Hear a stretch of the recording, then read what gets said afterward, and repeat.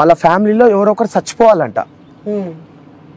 వాళ్ళ ఫ్యామిలీలో ఈ కమిడియన్ ఫ్యామిలీలో ఎవరో ఒకరు చచ్చిపోవాలని చెప్పి ఇష్టం వచ్చినట్టు నోటికి ఎంత వస్తే అన్ని బూతులు తిట్టిండ్రు వాళ్ళని. ఆమె పెట్టిన ఒక యాక్ట్ ఇది. ఇంకొకటి స్వాతి అనే అమ్మాయిని ఆమెను ప్రెగ్నెంట్ చేసి ఇక్కడ నుంచి వెళ్ళి పారిపోయిండు. కాదు అనేసి అంటే రండి భీమిలికి వెళ్దాం, నాతో ఎంతమంది వస్తారో నేను ట్రక్కులు కట్టమంటారా, డీసీఎంలు కట్టమంటారా, పైసలన్నీ నాయి, తిండి అంతా నాది. అపోజ్ చేసే వాళ్ళు మాత్రమే రావాలి. మళ్ళీ అన్న నేను నీ అభిమానిని వస్తా చూస్తా నీ వెనకాల వస్తా అట్లా కాదు, అపోజ్ చేసే వాళ్ళు మాత్రమే రావాలి. రండి నేను ట్రక్కులు కట్టి భీమిలికి తీసుకెళ్తా. రెండోది 35 లక్షల నుంచి ₹1 కోటి సంపాదిస్తున్న టాప్ యూట్యూబర్ అయిన నా అన్వేషణ తల్లిని ఎట్లా చూసుకుంటుండో తెలుసారా? గాడిదెళ్ళారా? నెలకి తిండికి తప్ప అంటే ఒక బియ్యం బస్తాకి పప్పు ఉప్పులకు ఎంత అవుతుంది అని అనుకుంటున్నావు? ఒక 5,000 అవుతుందా? 5,000 అవుతుందా? టాప్ ఇండియన్ యూట్యూబర్ అయిన నా అన్వేషణ వాళ్ళ తల్లిని రోడ్డు మీద పడేసి జస్ట్ ఒక నెలకు ఒక 5,000 నుంచి 8,000 తప్ప, నేను ఎక్కువ చెప్తున్నా, ఇంకా 2,000 కావచ్చు 3,000 కావచ్చు, ఆమె ఒక ఫిగర్ చెప్పలేదు. వాళ్ళ మమ్మీ ఏమని చెప్పింది తెలుసా? నాకు డబ్బులు పంపించాడు, నాకు డబ్బా ఫోన్ ఇచ్చిండు, చిన్న డబ్బా ఫోన్ ఇచ్చిండు, నేను 60 ఏళ్ళు ఉంటా, 3 సంవత్సరాల నుంచి ఇండియాకి రాలేదు, నాకు కేవలం తిండికి తప్ప లక్షలు ఏం పంపాడు సొంత తల్లికి. నేను నిన్న ఒక క్వశ్చన్ అడుగుతున్నా బ్రో, నువ్వు ఒక ప్యాకేజ్ తీసుకున్నావు, ఒక అమెరికాలో నీకు ఒక జాబ్ వచ్చింది, ఒక ప్యాకేజ్ వచ్చింది, మంత్లీ 50 lakhs ని మంత్లీ 50 lakhs. నువ్వు ఎంత ఎంజాయ్ చేస్తావు, ఎంత తాగుతావు, ఎంత తింటావు, ఎంత పంపిస్తావు? మ్యారీడా? నువ్వు మ్యారీడా? ఆడు కూడా అన్మ్యారీడ్. సో పంపిస్తా, మాక్సిమం హాఫ్ అమౌంట్ ఇంటికి పంపిస్తాను నేను. సో అక్కడ ఎంజాయ్మెంట్ అయిపోతే మినిమం ఒక 20 lakhs పంపిస్తాను ఇంటికి. ఒక 60% ఉంచుకొని ఒక 40% అంటే నీకు 50 లక్షలు వస్తే నువ్వు 20 లక్షలు పంపిస్తా అంటున్నావు. కనీసం 20,000 కూడా పంపిస్తలేడు. ఇది ట్రూత్. ఇది మీరు ఎలిగేషన్ అనుకోండి, నేను చేసే ఎలిగేషన్ అనుకోండి, నా దగ్గర ప్రూఫ్ ఉంది. అవును, ప్రూఫ్. ఓకే, నీకు నెలకు పైసలు ఇస్తాడా? ఎంత పంపిస్తాడమ్మా? సొంత ఇల్లు ఎందుకు అమ్ముకుండు నాన్ వేష బ్రో? సొంత ఇల్లు లక్షలు సంపాదించుకుంటా భీమిలీలో సొంత ఇల్లు ఎందుకు అమ్ముకోవాల్సి వచ్చింది? ఎందుకంటే స్వాతి అనే అమ్మాయి కేసు పెట్టింది కదా ఈ ముండా కొడుకు మీద. ఆమె టార్చర్ తట్టుకోలేక అక్కడి నుంచి కాల్ చేసి వేరే దగ్గరికి వెళ్ళిపోయారు. అదే భీమిలీలోనే ఉన్నారు, వేరే దగ్గరికి వెళ్ళిపోయారు. నేను ఎలిగేషన్ చేస్తున్నది కాదని ప్రూవ్ చేసుకోమనండి. నేను అంటున్నా కదా, నేను నా నోటికి వచ్చింది అంటున్నా అనుకోర్రిగా. కాదని ప్రూవ్ చేయమన్నారు, ప్రతిదీ కూడా ప్రూఫ్ ఉంది. కాదని ప్రూఫ్ చేయమన్నాడు నా అన్వేష్ కానీ. లేకపోతే వాన్ తరపున వచ్చే ఈ బిచ్చగాళ్ళు ఎవరైతే వాళ్ళని ప్రూవ్ చేయమని చెప్పారు. ఓకే, చాలా గట్టి ఫిక్స్ అయినట్టున్నారు అన్నవాడు భారతదేశాన్ని తిట్టినందుకు. ఇప్పుడు వాడు ఎక్కడున్నా సరే మన భారతదేశంలో పుట్టి అన్న మంచి మహనీయులే మన భారతదేశ గొప్పతనాన్ని గురించి బయటలో చెప్పారు. నీకు తెలుసా, మన ఇండియాలో పుట్టిన కొంతమంది యువత కొన్ని పెద్ద రంగాలలో సీఈఓలు ఉన్నారు. నీకైతే తెలుసుగా, నువ్వు చదువుకున్నా. మరి నువ్వు ఒక పిచ్చోని తిట్టేందుకు ఒక గొప్పని పొగడొచ్చు కదా. మన భారతదేశాన్ని భరత భూమిని నువ్వు కించపరచాలని ఒక పిచ్చోని చూపించి మీరందరూ ఇట్లనే ఉంటారా అని అంటున్నావు. నేను కాదు, ఇగో ఇట్లా కూడా ఉన్నారు అని చెప్తున్నా. మరి నీకు అట్లా రావాలి కదా. హిందువు గుళ్ళంటే నాన్ వేషానికి ఎక్కడో కాలుతుంది. వాడు నాస్తికుడు, వాడు దేవుడు వాడు ఏ దేవుడిని నమ్ముతాడో నేను చెప్పాను. మన దేవుళ్ళు అంటే వానికి కుళ్ళు కుతంత్రం, వానికి ప్రూఫ్ చూపిమంటావు? సో ప్రతిదీ ప్రూఫ్ పెట్టుకున్నారు. నువ్వు హిందువా, ముస్లిమా, క్రిస్టియనా? హిందూ. శివుని పూజిస్తారా? శివుడు ప్రతిదీ పూజిస్తాను. దేవుని గుళ్ళోకి పోతే లింగాన్ని పట్టుకోవాలనుకుంటే చెప్పులు వేసుకొని పట్టుకుంటావా? చెప్పులు ఇప్పి కాళ్ళు కడుక్కొని పోయి కట్టుకుంటావా? కాళ్ళు కడుక్కొని చెప్పులు ఇప్పి పోయి కడుక్కుంటారు. ఆఫ్ కోర్స్ అందరూ అదే చేస్తారు కదా. ఓకే, ఒక స్క్రీన్ షాట్ చూపిస్తా ఖాళీ. నువ్వు చదువుకున్నావు కదా, మనస్సాక్షిగా నాకేం సపోర్ట్ చేయాల్సిన అవసరం లేదు. సపోర్ట్ నువ్వు చేయవు, ఎందుకంటే నువ్వు మధ్యవర్తిగా వచ్చినావు, నువ్వు ఒక జర్నలిస్ట్ కాబట్టి. ఇది ఏ మార్ఫింగ్ కాదా కూడా నాకు చెప్పాలి. నువ్వు చెప్తా, 100% చెప్తా, వాస్తవాలు చెప్తాను. చూపి, మీ కెమెరామ్యాన్ కి కూడా చూపి. ఓకే, అది లింగమేనా? లింగమే. అది వీడియోలోకి స్క్రీన్ షాట్ కొట్టినలే. నువ్వు ఒకవేళ ఏ మార్ఫింగ్ అని అన్నావు అనుకో, నేను వీడియో చూపిస్తాను. ఈ గొల్లిగాడు, సో వ్యూయర్స్ చూడొచ్చు, ఈ గొల్లిగాడు నాకు పంపిస్తాను, మీకు స్క్రీన్ మీద ఇస్తాడు అన్న. ఒకవేళ జూమ్ చేసేది ఉంటే జూమ్ చేయి.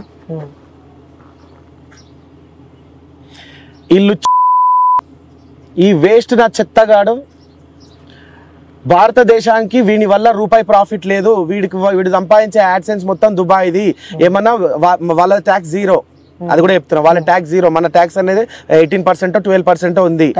మనకు యూట్యూబ్ నుంచి వచ్చే రెవెన్యూకి 12% ఆల్రెడీ తీసుకొని వస్తుంది అనమాట. వీడు సంపాదించేది దుబాయ్ కాబట్టి మన ఇండియాకి వీడి వల్ల రూపాయి కూడా రావట్లేదు. ఓకే, వీడు చూసిండ్రు కదా చెప్పులు వేసుకొని శివలింగాన్ని ముట్టుకున్నాడు. నేను హిందువులకు ఒకటే చెప్తున్నాను, వీడు జెన్యున్ కాదు బ్రో, నా దగ్గర అన్ని ప్రూఫ్లు ఉన్నాయి. నేను ఒక స్టాండ్ తీసుకున్నాను, నాకు సపోర్ట్ చేస్తేనేమో చేయండి, చేయకపోతే నేనేం బాధపడను, నేను సింగిల్గా కూడా కొట్లాడతా. వీడు పెద్ద తల్లిని అవమానించినటువంటి లుచ్చాగాడు. నీ డేట్ ఆఫ్ బర్త్ ఉంటుంది కదా, బర్త్, ఒక వ్యక్తి ఉన్నాడు, ఒక వ్యక్తి పుట్టిండు, వాడు ఏం సాధించడో సాధించలేడో తెలియదు, వాడు పుట్టికని ఎవరో అవమానించారు. మీ అయ్యా మీ అమ్మని మంచిగా గట్టిగా తినవరాను అని అంటామా ఎవరేమో? బర్త్డే అయింది ఫ్రెండ్ది, కేక్ కటింగ్ పార్టీ నడుస్తుంది, అయ్యా మంచి పుట్టినాను అని అంటామా? వీడు డైరెక్ట్ చెప్పిండు, మా అయ్యా అమ్మలు ఆపుకోలేక మింగిలైతే నేను పుట్టానండి అని చెప్పిండు. మనకి ఎథిక్స్ లేవు, చెప్తారు ఎవరైనా? ఇప్పుడు బయటికి ఎట్లా పోట్రే అవుతుంది అది? వాళ్ళ అయ్యా వాళ్ళ అమ్మని ఆపుకోలేక చేస్తే నేను పుట్టాను అని చెప్పిండు. గౌరవం లేదు భారతదేశం మీద కానీ, భారత స్త్రీల మీద కానీ, భారత స్త్రీల దాకెందుకు సొంత తల్లి మీద కానీ గౌరవం లేదు. గౌరవం లేనటువంటి వ్యక్తి. అన్ని ప్రూఫ్లు ఉన్నాయి, అన్ని వీడియో రికార్డులు ఉన్నాయి, అన్ని వాయిస్ రికార్డులు ఉన్నాయి, అన్ని ఉన్నాయి. మన దేశాన్ని పొగడాలి అంటే ఏ కోణంలోనైనా పొగడొచ్చు, ఎందుకు పొగడలేం? అలాంటి దేశంలో పుట్టి నువ్వు శత్రువు దేశాన్ని పొగడాలంటే వాళ్ళ సంఖ కాదు కదా, వాళ్ళది లాలిపాప్ చేయి, వాళ్ళ నువ్వు వాళ్ళని పొగడే క్రమంలో నువ్వు ఇండియాని ఎట్లా కించపరుస్తావు? వాని మీద సీరియస్ కేసులు ఉన్నాయన్న.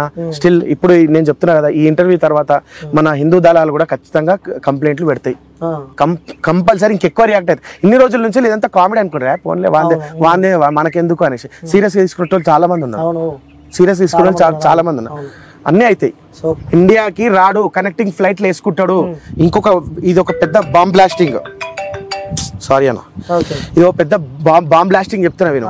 ఒకవేళ వాళ్ళ తల్లిని వాళ్ళ ఫ్యామిలీని కలవాలనుకుంటా అనుకో, నేపాల్లో కలుస్తాడు, నేపాల్ ప్రూఫ్ ఉంది, బ్యాంకాక్ లో కలుస్తాడు, ప్రూఫ్ ఉంది. ఇండియాలో ఎందుకు కలవాడు? 60 ఏళ్ళ ముసలామెకు తమ్మునికి తండ్రి ఉండలేదు, నాకు తెలియదు, నేను ఆమెను అడగలేదు. వాళ్ళకి ఫ్లైట్లు వేసి నేపాల్లో వెళ్ళడం, ఇండియాకి వచ్చి కలవచ్చు కదా, కనెక్టింగ్ ఫ్లైట్లు వేసుకోవాలి. ఫర్ ఎగ్జాంపుల్ వీడి అమెరికా నుంచి వెళ్ళి ఇటు చైనాకి రావాలనుకో, కనెక్టింగ్ ఫ్లైట్ అక్కడ నుంచి వెళ్ళి ఫస్ట్ ఢిల్లీకి వచ్చి ఢిల్లీ నుంచి చైనాకి పోతుంది అని చెప్పి కనెక్టింగ్ ఫ్లైట్ ఉంది అనుకో, అది వేసుకోడు. ఇంకా పైసలు ఎక్కువ అయినా సరే కానీ డైరెక్ట్ ఫ్లైట్ ఉంటే చూసుకుంటే చూసుకుంటాడు. ఎందుకంటే ఇండియాలో నీకు ఎయిర్పోర్ట్ లో అట్లీస్ట్ ఒక 8 hours వెయిటింగ్ టైం ఉంటుంది కదా, ఆ 8 hours ఇండియాలో ఉండాలంటే ఓపెన్ ఛాలెంజ్. ఇండియాలో 8 hours, ఒక 4 to 8 hours నీకు ఆ ఎయిర్పోర్ట్ లో కూర్చోవాలన్నా కానీ మీ అన్వేషణానికి రమ్మని చెప్పండి, ఒక కనెక్టింగ్ ఫ్లైట్ వేసుకొని వచ్చినా చూడండి అని చెప్పండి. రాడు. వాళ్ళ అమ్మని కానీ వాళ్ళ ఫ్యామిలీని కానీ కలవాలంటే 2 సార్లు కలిసిండు ఈ 3 సంవత్సరాలల్లో. 2 సార్లు కూడా, ఒకసారి నేపాల్లో, ఒకసారి బ్యాంకాక్ లో వాళ్ళకి ఫ్లైట్లు వేసి మరి తెప్పించుకొని అక్కడ కలిసిండు. ఇండియాకి రాడు. సో ప్రతి ఒక్కటి విత్ ప్రూఫ్స్ తో సహా గట్టిగా పెట్టుకున్నారు మీరు, రెడీ ఉన్నాయి, బ్లాస్ట్ అవడానికి రెడీ ఉంది. వాళ్ళ మదర్ తో కూడా నెక్స్ట్ ఇంటర్వ్యూ ప్లాన్ చేస్తామన్నా. ఒకటి చెప్తున్నా నేను, పెద్ద ప్లాన్ చేస్తాం. ఇప్పుడు ఆమె కూడా పెద్ద గయ్యాలంట, సేమ్ వీన్ లెక్కనే, నోరు వారేసుకునేట, అందరితో లేనంట. అక్కడ కూడా మేము మాకున్న ఎథిక్స్ ప్రకారం ఏదైనా ప్లాన్ చేస్తాం. డబ్బులు ఇచ్చో, లేకపోతే చుట్టుపక్కల వాళ్ళని అడుగో, లేకపోతే వాళ్ళ ఇంటి మీదకి వెళ్ళో, వాళ్ళ ఇంట్లోకి వెళ్ళో తీసుకునే ప్రయత్నం అయితే చేస్తాం.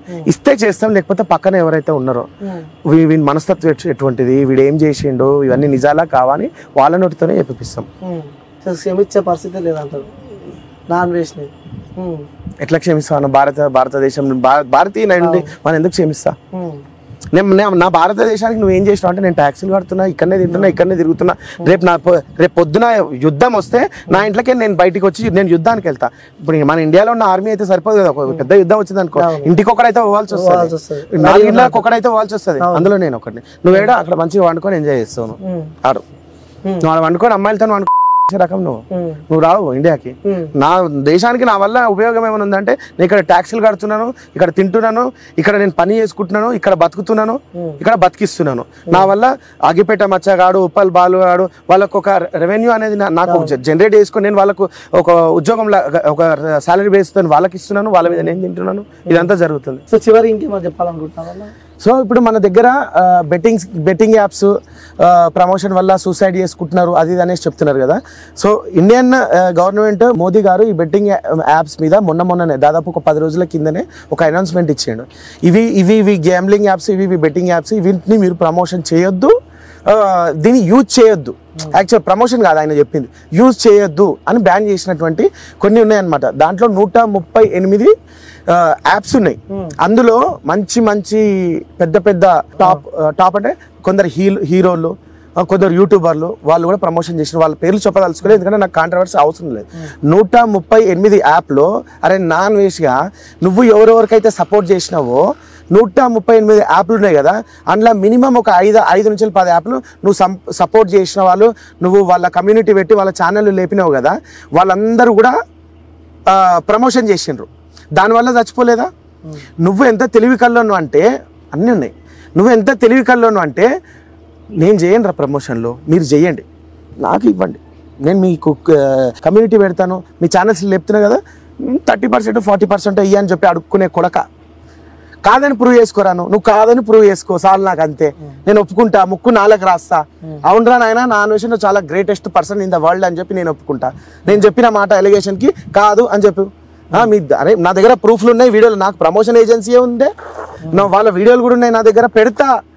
నువ్వు ఆగస్టు 18 సెప్టెంబర్ 18 డేట్ ఇస్తున్నావు కదా, నీ డేట్లలోనే నీ అర్థమవుతుందా? ఈ అన్ని ప్రూఫ్లు పర్ఫెక్ట్ ఉన్నాయి. నువ్వు ఎవడోనికి అయితే సపోర్ట్ చేసినావో వాడు ప్రమోషన్లు చేసిండు, ఆ ప్రమోషన్ పైసలలో నువ్వు 30% రోజులు ఉన్నాయి, వీటి గురించి నువ్వు మాట్లాడు. సో ప్రతి ఒక్కటి ప్రూఫ్ తో సగా విచ్చి కూడా బయట పెడతారు, అన్ని బయట పెడతా. తల్లిని చక్కగా చూసుకోరా. అరే ఢిల్లీకి రాజైనా తల్లికి కొడుకే, అర్థమవుతుందా? నువ్వు ఎన్ని దేశాలు తిరిగినా ఎవరి కోసం తిరుగుతున్నావు రాబాయ్? నీ తల్లి పేరునుగా గుర్తింపు వచ్చినట్టు చెయ్యి, తను గౌరవం పెంచుకునేలా చెయ్యి. తను ఈ వయసులో ఒక కోడలు ఆమెకు అవసరం.